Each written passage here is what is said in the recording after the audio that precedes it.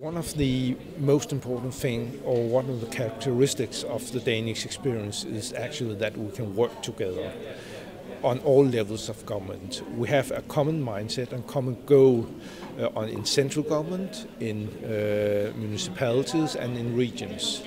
And that is important in order to ensure that we have a full buy-in and thus also a full commitment on implementation.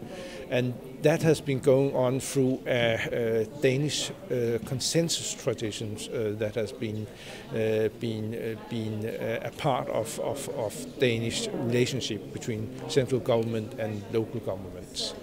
And this has been also the basis for us to enable a benefits realization.